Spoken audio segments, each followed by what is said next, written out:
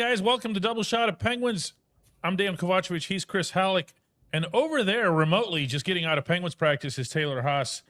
And nothing to talk about today, right, everybody? No, slow news day. Slow news day. When did you find out, seriously, at practice? About the trade? I mean, it happened a couple hours before practice. So. Oh, okay. So were you at the rink yet? No, I was trying to get ready to go to the rink. So it was kind of a hectic morning. Okay. Well, I can imagine, yeah, because there was news at practice, too. Between, well, I'll let you, since you were there here, what all happened at practice, in addition to the trade? Yeah, I mean, Rickard Rakell activated from IR. He's probably going to play tomorrow. They didn't want to say either way. And then Matt Dumba is going on waivers because the trade put them over the roster limit. He's on waivers right now. He's actually non-roster. If he clears, he is going down. But they just needed to clear a roster spot, and he lost out. Well, Chris? Yeah. I'm not a Stuart Skinner guy. I don't know about you. Well, so let me ask Taylor about this. That's all I have on this subject. Thanks, everybody. So I wanted to ask Taylor about this because I obviously, when you look at like Tristan Jarry's career, Stuart Skinner's career, everything, I think the big crux of this trade isn't necessarily the fact that you're trying to upgrade a goaltender, but it's mainly just because you want to clear the cap space and get that contract off the books. Is that kind of part of the plan here, Taylor?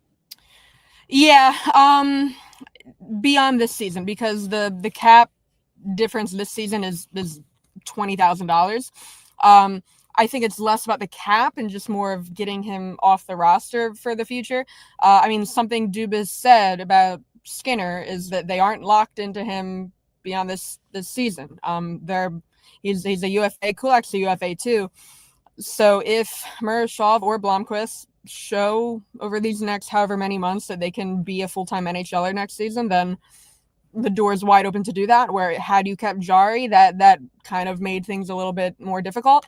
But then Dubas also, I asked him, I was like, so this like clearly didn't come out of nowhere this morning. You've been working on this.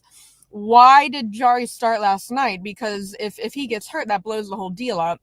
And he basically said, like, we are trying to win, so we put him out there. If he had gone out there and gotten hurt, oh, well, if that blew up the trade, they were totally fine not making a move too. So yeah. So I don't think trying to win. Yeah. Okay, here's the actual trade. Let's do this first, because we didn't do that. Jarry and Sam Poulin, and best of luck to Sam, by the way. But best of luck to both of them. Both of them, good humans, good to deal with, and bright futures, ideally for both of them in Edmonton or wherever it is that they end up. But Jarry and Poulin go to the Oilers for Stuart Skinner, who the Oilers wanted no part of, and Edmonton fans wanted no part of. But here he comes here, and then Kulak comes as a left-handed defenseman, which I think all three of us would agree would be the position of greatest need outside of Chris Letang's position, his specific position on the team. Tough night for Tanger. It was. And then there's the second-round pick in 2029, which I don't know why anybody would care about that. So, yeah, I mean, it looks like it's a contract thing. They didn't want to be on the hook for Jarry's contract while they go into the future of the goaltending in Pittsburgh. And they didn't want to pay Jarry to be the backup when Murashov and or Blomqvist arrives. So all of that, I guess, makes sense in some prism, but not the one where they're still sitting on, is it 13? I guess now it would be $15 million in cap space. Not to mention the cap going up the next couple of years. What's that? The cap difference in the trade is $20,000. So yeah. It's negligible. Okay. Yeah. So the cap space is still $13 million for the franchise. But either way, it doesn't roll over. It doesn't roll over. It's not the NFL. This is the NHL. Oh yeah. Cap space doesn't roll over. You use it or lose it. Right. Now I'm a bit more curious on like just in terms of the short term in how Brett Kulak fits into the equation for this team, because when you look at what he's done this year, he's been a good penalty killer. He's been a little bit better. Obviously, Edmonton as a whole was not very good earlier on, but they've been playing a lot better. Kulak's been part of that. He's been part of back-to-back cup runs for that team. Now, how does he fit? Like, I look at his game and think that it meshes really well with what Letang needs on the other side of him, but Ryan Shea's playing really well. So, Taylor, is there anything from Cranberry today that can kind of tell us where Kulak might fit in? No, it was an optional practice, so they didn't do anything like that. And Muse was asked about, specifically where Kulak fits in, and he said, the trade just happened. They're still having those conversations. They also don't know if Kulak or Skinner are going to be here by tomorrow, maybe even this weekend because of immigration issues. Kulak in particular has never worked anywhere in the U.S., so it might take him a little longer to get here. I'm kind of in the boat. Their left-handed defense, like in isolation, isn't great, but also like Wotherspoon has been pretty good with Carlson. Really good. But also like Letang hasn't been that good. So do you want to keep Shea there? Shea and Letang were not good at all last night. And then if you look at all the advanced analytics in terms of rates, in terms of shares, like percentages, offensively, defensively, in almost every single category, do you know who their best defenseman is? Anyone want to take a guess? Connor Clifton, baby. Ryan Graves, which it is Graves. And I was talking to Graves today last at practice. 2 games it's been Clifton, but okay. I was talking to Graves at practice, and I told him that, and I was like, "Hey, do you know that you lead like all of their advanced stats?" And he was blown away, and he's like, "We'll put that out there." So yeah, right. So, but we have big enough headline fonts. My point is that and especially if you look at the breakdown of Graves with Clifton and Graves with Dumba's obviously not going to Wilkes-Barre if he clears. It's Graves and Clifton where you're getting those results. Graves and Dumba, you weren't getting it. So do you want to break up that third pairing at all? Because Kulak can't play the right side too. And I don't think you want to break up that. I don't see where Kulak fits in, maybe over Shea. To get to a couple of the hotter side topics from this, 95 Ginger comes in and says, why today? First off, with a $20 Canadian gift, that's much appreciated. Even though I think that's like about $1 US. I'm joking, Looney and Tooney joke. Was Edmonton worried that the price was going to go up, or that the Penguins worried that the price was going to go down? I'll say this, the Oilers have another transaction at hand today with Nashville. The Oilers are in a desperate spot because if they don't start doing something, 97 is going to want out, and I don't blame him. I felt he should have won it out the moment they pulled that lottery ball. Yeah. Now, that is not a winning organization, and for them to have all these guys, McDavid and Leon Draisaitl. Don't forget Ryan Nugent-Hopkins was a number 1 overall pick, and all these other players, and to not win a thing, mostly because they can't recognize goaltending, largely. Yeah. It sounds to me like Edmonton was the more desperate team. Well, and with the way this entire trade played out, it looks like they were the more desperate team because I thought the Penguins got the better end of the deal on this. Like, I understand like the swap of Jarry and Skinner, but Skinner at least has more, and I'm not really saying this as a pun, I promise. He has more skins on the wall. That's enough out of you. He just does. There's the door. He does. It's a normal saying, but it's true. He has accomplished more in this league than Tristan Jarry has. Just because he was with Edmonton and went for the ride. Hey, you know what? Being part of the rides is still experience that you can absolutely use. And I guarantee you that some of the younger players are going to be picking the brains of the Stuart Skinners and Brett Kulaks on the roster because they're part of back-to-back cup runs that happen like now. Now, here's a question for Taylor. John Jubak says, does this accelerate Sergei Murashov's timetable? I'm totally into this question. I'm totally into Murashov, and Murashov is coming off a 34-save shutout in which he stopped, sit down for this, a clean breakaway, because you're allowed to do that as a goaltender. He's pretty good at it, actually.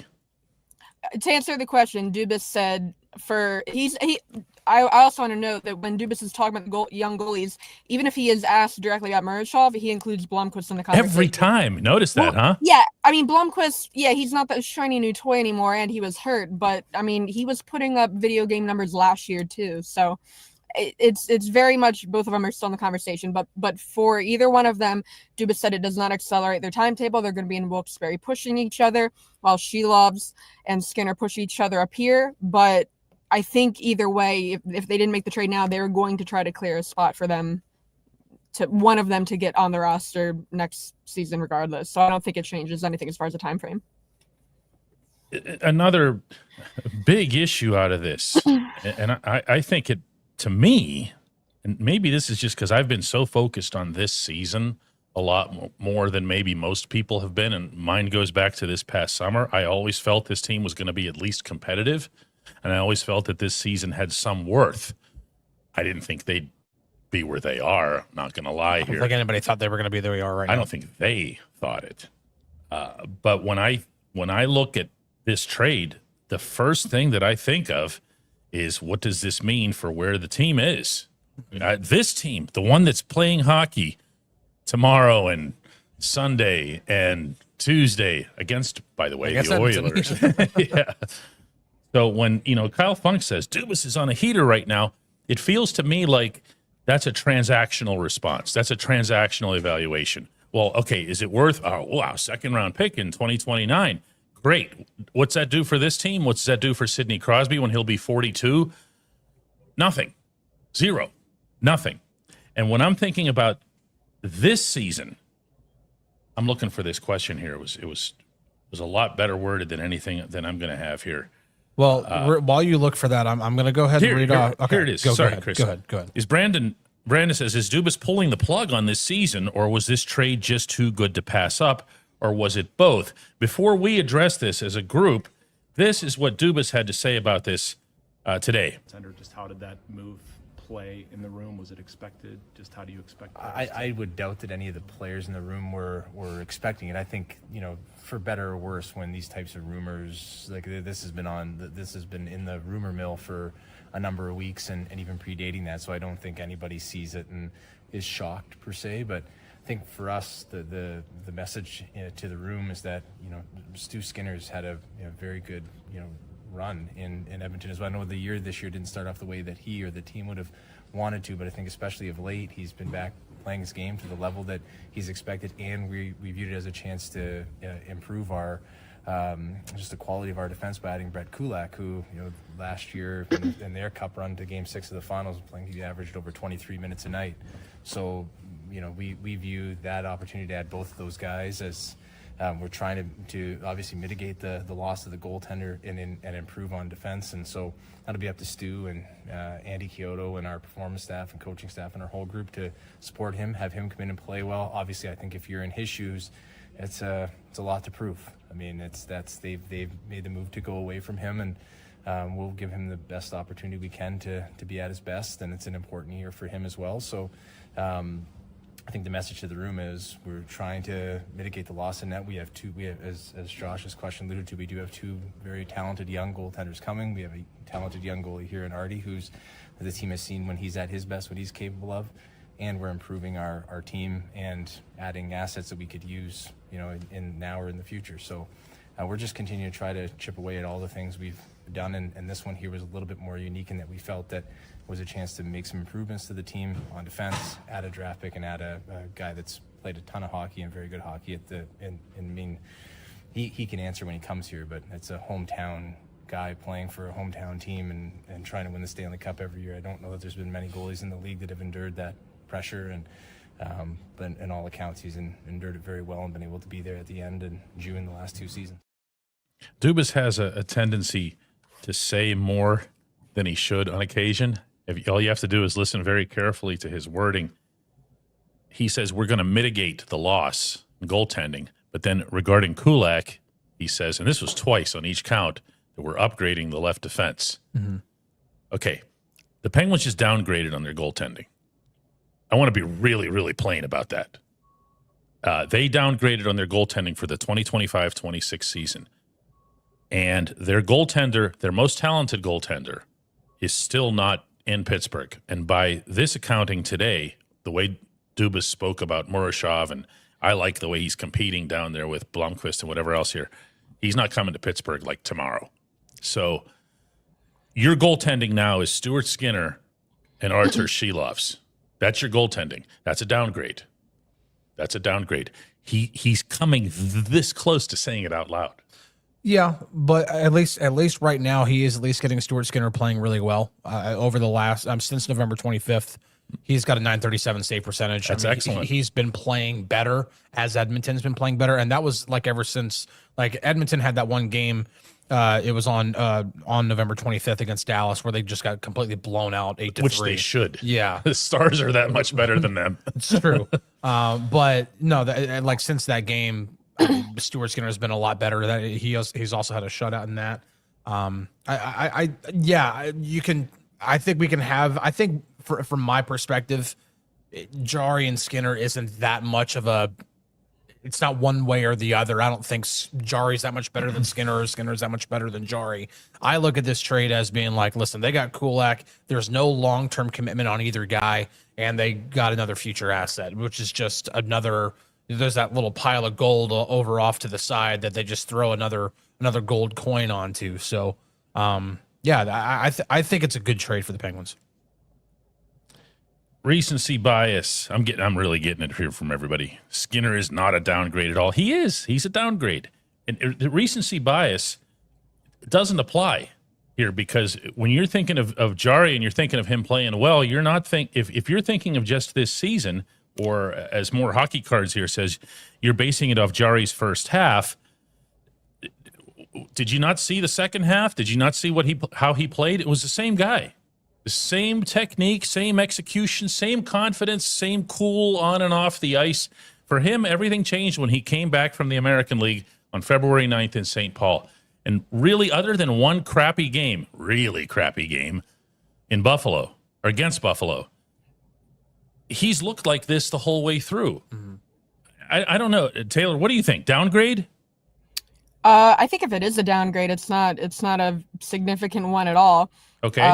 Especially looking at if this team is going to make a playoff run this year at all. I mean, Shilovs does have some experience. Jarry really doesn't have much at all. To have Skinner, who has that playoff experience, that could be huge if this team does make the playoffs. I think in goal, it's a very small difference. And getting the defenseman in Kulak, that's nice. And then you keep I think minimizing the second round pick because it is in 2029. Just because you get a 2029 second round pick doesn't mean you're making a second round pick in 2029. That's just another asset you can trade. It's an asset. That's a great point. If they are Yep. going, Dubas has been collecting draft picks really since the Gensel trade. They've also traded a good amount of them to bring in, young players or move around in the draft, move up in the draft. So, I mean, they could just if they want to add to this team, you could package that pick or package another second round pick, and you have more assets to the future. Pittsburgh fan says Jarry was waived last year. Yeah, and last year was last year, and the Islanders series was the Islanders series. I'm looking at the guy who was going into other people's buildings and beating them. No, he was playing at an extremely high level. It's not my imagination. It's there. It's borne out in the stats.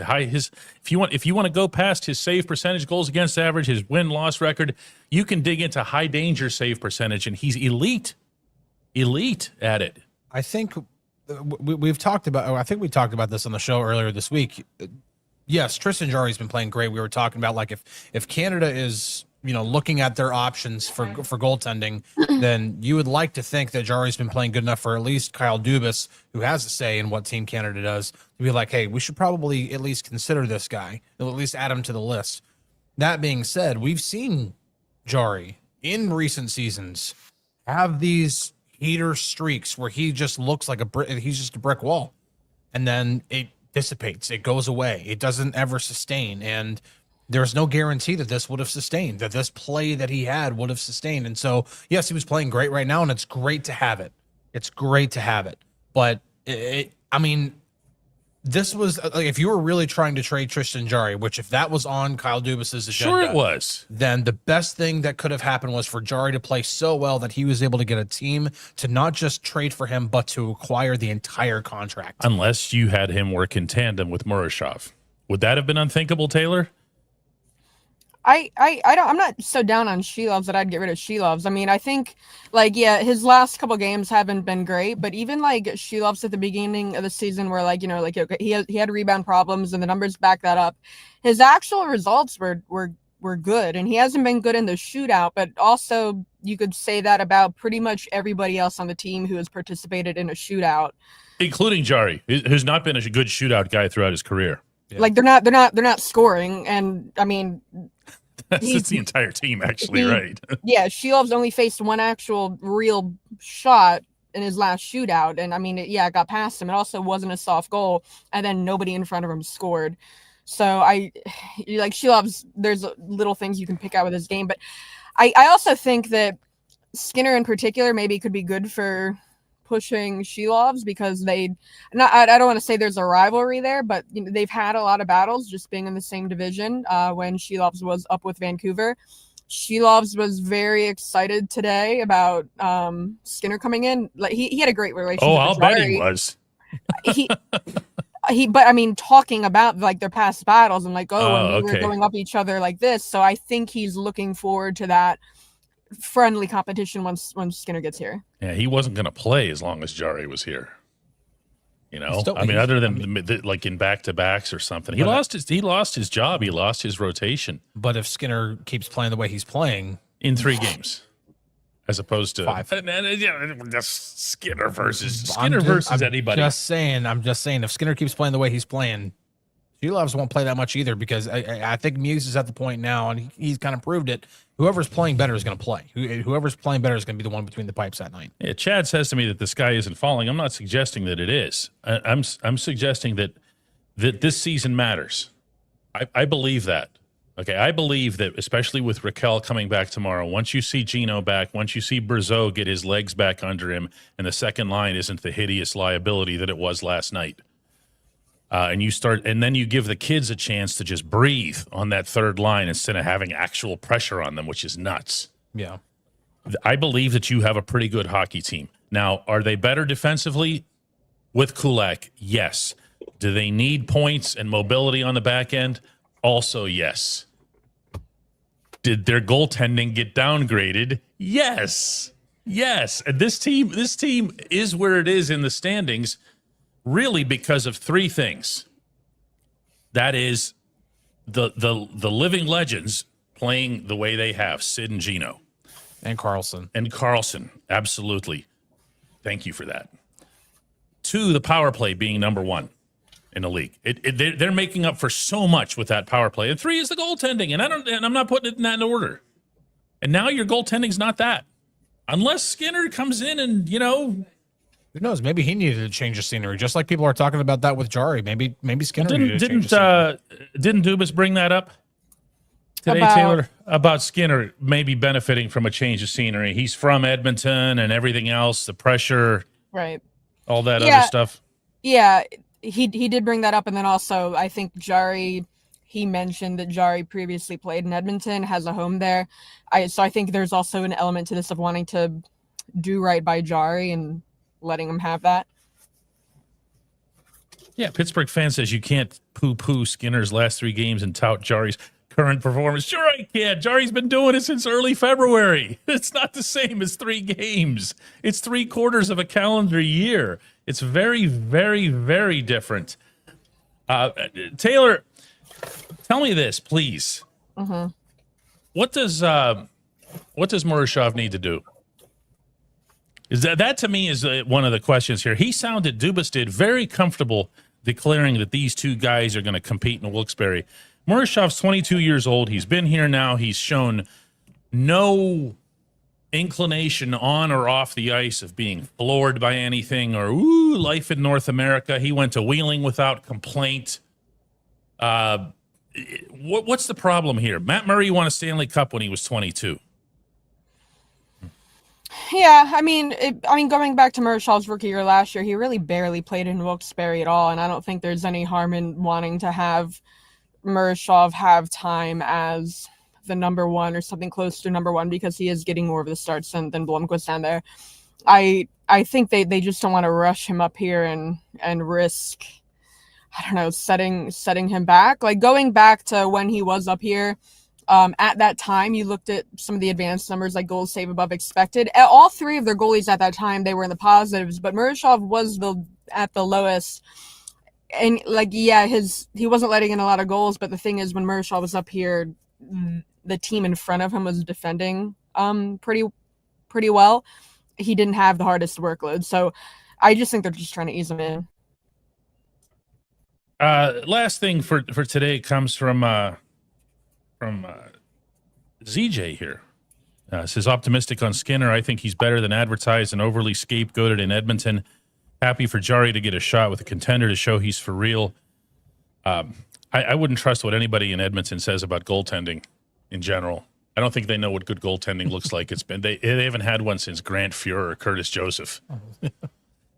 Really, when's the last time Edmonton had a goalie? No, like a legitimate goalie. Yeah. No, I know what you're talking about. Yeah. When's the last time they had one? I still think. I guess my final thought for the day is I don't think Stuart Skinner is a goaltender that puts this team over the top.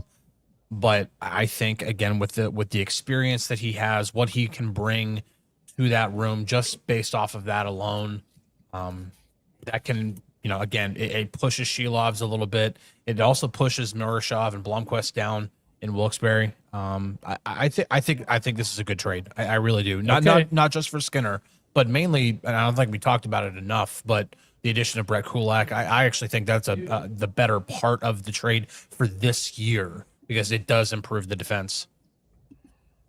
Yeah, Tommy Salo, no. Final thoughts, Taylor? I think overall they're a better team than they were this morning, just adding the depth. I'm not down on Skinner. I think maybe Skinner could. I don't think he's been awful. I think he could get better with the change of scenery. I think the really downgrade is for Wilkes-Barre. Wilkes-Barre lost their leading scorer today. I mean, they're one of the best teams. They're one of the best teams in the league, so they can afford that. Maybe, hopefully, you'd think, but I think that's the really only. They can have Danton Heinen back. I mean, somebody's got to go down, right? Dan Heinen catching strays at the end of the show. That's right. Matt Dumba was the one who went on. Kyle comes at me, says, very rare that we see DK speak this aggressively based on emotion. I think you're new here, my man. One thing I love about this show is the absence of emotion and use of logic. Dude, this isn't a chemistry lab. It's sports. There's going to be all kinds of different factors that come up when you're talking about sports. Some of them are emotions. Some of them are knowing the individuals in some cases. Some of them are that you have a certain belief in the way the team should be doing something or whatever.